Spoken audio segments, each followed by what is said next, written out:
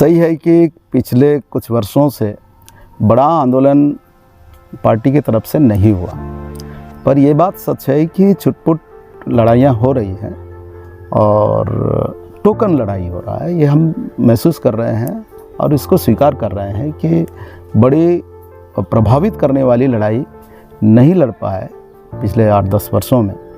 पर इसका मतलब ये नहीं है कि सीपीआई का जनाधार कम हो गया है, पर सीपीआई के लोग लगातार लोगों के बीच में हैं, काम कर रहे हैं। और ये बात पिछले कुछ समय से या सब लोगों को याद दिलाना चाहता हूँ आप लोगों के इस चैनल के माध्यम से कि जैसे 13 नंबर का बहुत बड़ा इशू हुआ था, तो अगर मैं उस लड़ाई में हस्तक्षेप नहीं करता, आदिवासी महासभा हस्तक्षेप नहीं करती, तो वो फर्जी ग्राम सभा की इंक्वायरी होता ही नहीं। और फर्जी ग्राम सभा की इंक्वायरी हुई जिसके वजह से वो सही पाया गया, मतलब फर्जी ग्राम सभा हुई वो सही पाया गया। और अदानी को जो दिया गया था वो जो खदान है वो अब एक तरह से पेंडिंग पड़ा हुआ है। हालांकि जो फर्जी ग्राम सभा किए हैं उनके खिलाफ कार्रवाई होनी चाहिए था, चाहे एनएमडीसी के अधिकारी हो या राज्य के अधिकारी हो, पर सरकार में बैठे हुए लोग ऐसा थोड़ी करना चाहते हैं। वो तो बस एक जरा सा कुछ कार्रवाई कर दिए तो उसी से वो लोग अपना मैंने सोच रहे हैं कि इतना ही पर्याप्त है, उससे ज़्यादा कार्रवाई करना ठीक नहीं रहेगा। नहीं किए, जबकि कई अधिकारी अब जेलों में रहना चाहिए था। तो मैं कहना ये चाहता हूँ कि जब भी बस्तर में आदिवासियों का ऐसा कोई सवाल आया तो कम्युनिस्ट पार्टी, आदिवासी महासभा लगातार सक्रिय रही है उन सब सवालों को लेकर के। पर मैं ये बात अवश्य कहना चाहूँगा, ये बिल्कुल इसको बिना रोके, कि हम लोग पिछले 1 साल से सिलगेर की जो लड़ाई शुरू हुई उसके बाद से हम लोग लगातार लड़ाई को आगे बढ़ाना चाह रहे थे। और लेकिन इसी बीच में मैं कोविड से बहुत ज़्यादा बीमार हो गया और किसी तरह मैं बच गया जनता की आशीर्वाद से, जनता की दुआओं से। तो और उस कोविड ने मुझे करीब 8 महीने से ज़्यादा एक तरह से बिस्तर पर रहने के लिए मजबूर किया। तो अभी ज़रा सा मैं ठीक हुआ हूँ, लोग सक्रिय हो रहे हैं, धीरे धीरे सक्रिय तो हो रहा हूँ, सभाओं में जा रहा हूँ, कुछ गांव भी जा रहा हूँ। मैं आपके चैनल के माध्यम से मैं ये बताना चाहता हूँ कि हम लोग 25 मई से सिलगेर से ही पदयात्रा करने का निर्णय किए हैं और ये पदयात्रा सुकमा तक होगा, करीब 11 दिन। और सवाल यही है कि जो बात मूल रूप से कहा जा रहा है कि ये संविधान की 5वीं अनुसूची का क्षेत्र है जिसमें पेशा कानून लागू है, वनाधिकार एक्ट लागू है, और ये जो कानून है आदिवासियों को उनके इलाके में विशेष अधिकार देता है, विशेष अधिकार और शक्ति देता है। और ऐसे इलाके में अगर ड्रोन से हमले हो रहे हैं और ऐसे इलाके में जहाँ ग्राम सभा को पावर मिला हुआ है, स्वतः ही पावर मिला हुआ है, वहाँ अगर कैंप, पुलिस और फोर्स के कैंप खोले जा रहे हैं ज़बरदस्ती, गांव वालों से पूछे बिना, सहमति लिए बिना, सड़कें बन रही हैं, जो आप विकास के कुछ बातें कह रहे हैं, तो उन इलाकों में सड़कें बिल्कुल ज़बरदस्ती बनाए जा रहे हैं, गांव वालों से पूछे भी नहीं जा रहा है। और बहुत सारे ऐसी चीज़ें हैं जो गांव से बिना पूछे सारी चीज़ें हो रही हैं। तो ये पेशा कानून का संविधान की 5वीं अनुसूची का पूरा उल्लंघन है। और यही सब सवालों को लेकर के हम लोग 25 मई से 4 जून के बीच में हम लोग पदयात्रा करने जा रहे हैं। और इसके लिए हमने अनुमति के लिए कलेक्टर ऑफिस को लिखा है। अब कब तक मिलेगा ये कहना तो हमारे वश में नहीं है, पर हम कोशिश कर रहे हैं कि ये परमिशन जल्दी मिल जाए। एक तो ये हम सब लोगों को समझना चाहिए और सभी की जानकारी में है कि बस्तर के अंदर, खास करके दक्षिण और पश्चिम बस्तर में, ये ड्रोन के द्वारा हमला ये पहली बार नहीं हुआ।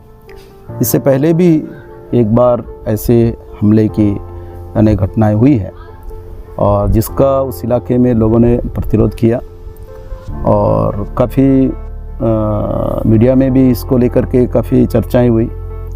और इस बार ये दूसरी घटना है जो ड्रोन से हमले की है।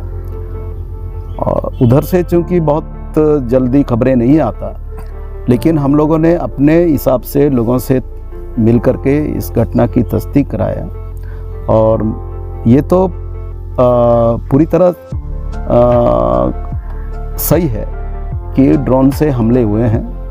और ये अलग बात है कि कोई नुकसान नहीं हुआ, जन या धन की कोई नुकसान नहीं हुआ, लेकिन हमले हुए और पुलिस भले इसको नकार रही हो, लेकिन हकीकत है ये।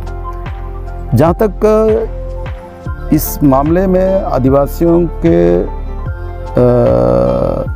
जीवन का सवाल है, उनकी हालत का सवाल है, ये देखिए, ये कोई ड्रोन से ही हमले के बाद उनकी हालत कोई नया कोई बदलाव हुआ ऐसा नहीं। उस इलाके में आज भी लोग काफ़ी भयभीत स्थिति में रहते हैं।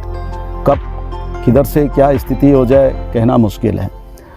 और जुड़ुम के समय तो बड़ी बड़ी घटनाएं हुई और वो खौफ अभी भी लोगों के अंदर है। इस तरीके की घटनाएं जब आता है तो वो जुड़ुम का याद आता है लोगों को, जब घर जला रहे थे, लोगों को मार रहे थे, काट रहे थे, गांव के गांव को उजाड़ दिया जा रहा था। तो ये जो घटनाएं हो रही हैं ये वास्तव में बहुत चिंताजनक है। और अपने ही देशवासियों के ऊपर हवाई हमले हो रहे हों तो इससे बड़ा चिंता की बात और कुछ नहीं हो सकता है। और एक तरफ हमें ये ताज्जुब होता है कि सरकार ये दावा करती है कि माओवादी कंट्रोल में है, बैकफुट पे जा रहे हैं, तो ये इस तरीके के हमले का क्या वजह क्या है? ये कुल मिलाकर के हमें लगता है कि आदिवासियों को डरा रहे हैं, धमका रहे हैं, उनको भयभीत कर रहे हैं और इसकी वजह से बहुत सारे लोग अभी भी पलायन कर रहे हैं आंध्र और तेलंगाना और दूसरे इलाकों में। तो ये आदिवासियों के ऊपर एक नया मुसीबत डाल रहे हैं लोग। सवाल है, आज इन इलाकों में हजारों लड़के लड़कियां पढ़ लिख करके घरों में बैठे हैं। कोई यहाँ तक कि जो बीएससी नर्सिंग किए हैं, एएनएम किए हैं, उनको काम नहीं मिल रहा है। और जो बीए मैंने हायर सेकेंडरी पास किया, बीए किया, एमए किया, बीएससी किया, उनको तो कहीं कुछ पूछ भी नहीं रहे हैं। ये स्थिति है। हजारों, पूरे बस्तर के अंदर देखें तो लगभग 2-3 लाख से ज़्यादा पढ़े लिखे लड़के लोग बेकार घूम रहे हैं, उनको कोई काम नहीं मिल रहा है।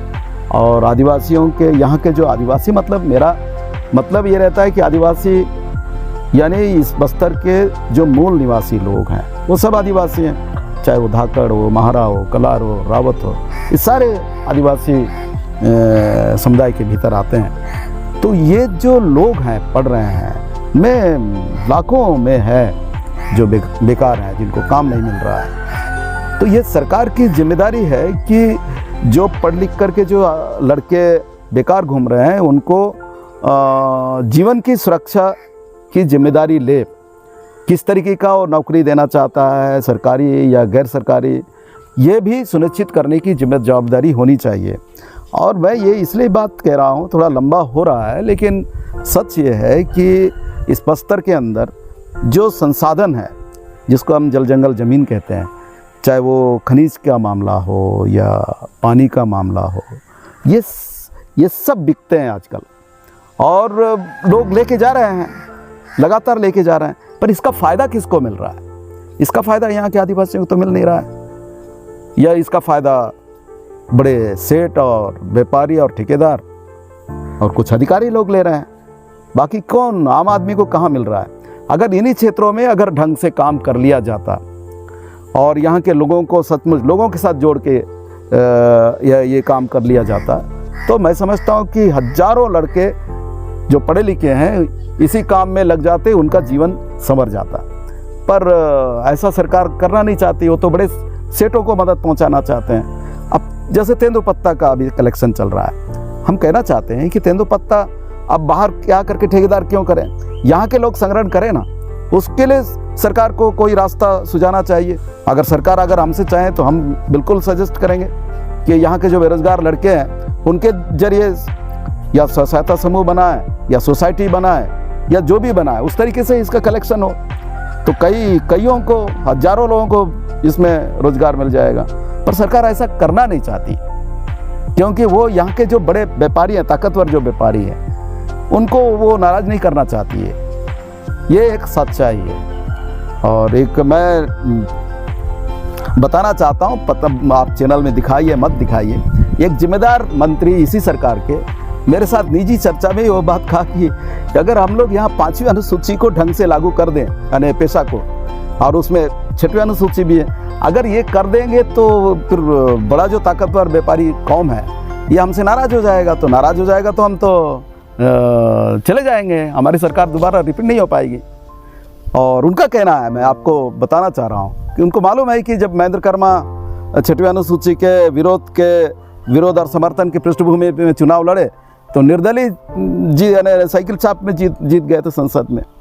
तो ये इतिहास उनको मालूम है, इसलिए वो आदिवासियों के पक्ष में कोई काम नहीं करना चाहते हैं। वो बड़े व्यापारियों और सेठ जो है, एक तरह से शोषक का उनका रवैया है, शोषण ही करते हैं, उनके पक्ष में ये लोग काम कर रहे हैं।